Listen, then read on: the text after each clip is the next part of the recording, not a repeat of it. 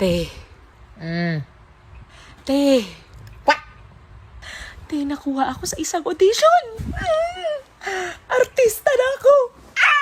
Wow, edi congrats. Super excited ko na nga. Te, magsishoot na daw kami next week.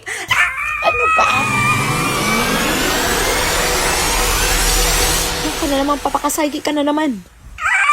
Ano nakikita mo? Nauna pa daw dumating ang bill ng kuryente natin kisa sa TF ko. Na more than 6 months ko na pina-follow up. Ano pa? At halos 18 to 19 hours of 24 hours daw tayo sa shoot. Ha? At ako daw ang inuhulit, dinademanda ng mga tao kahit endorser lang ako ng brand. Tapos? At nakatanggap ako ng very inappropriate sexual comment from a workmate. Oh my God, te, hindi pwede to. Okay, relax. Ang hirap naman pala maging artista, parang wag na lang. Ano, wag na mangarap? Sino magpoprotekta sa akin? Paano ko malalaman yung mga gagawin ko pag nangyari ito mga tao?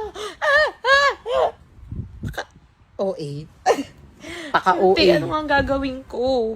Huwag ka mag-alala, alam ko kung saan ka dapat magtingin para alam mo yung mga karapatan mo. O ito, very easy access ha, ang y4k.activista.ph. Lalabas agad ang Youth for Katarungan Activista website. Ayan ang resource hub for paralegal knowledge dahil dapat alam mo ang karapatan mo.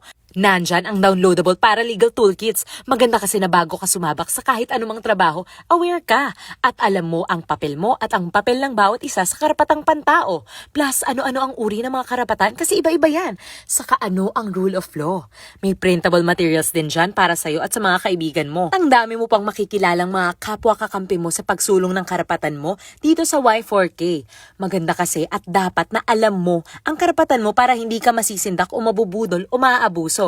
Kaya kung may tanong ka pa or need mo pa ng more advice, naku, go na sa y4k.activista.ph o mag-email sa kanila, follow sa Facebook, YouTube at TikTok. Go na dahil dapat alam mo ang karapatan mo!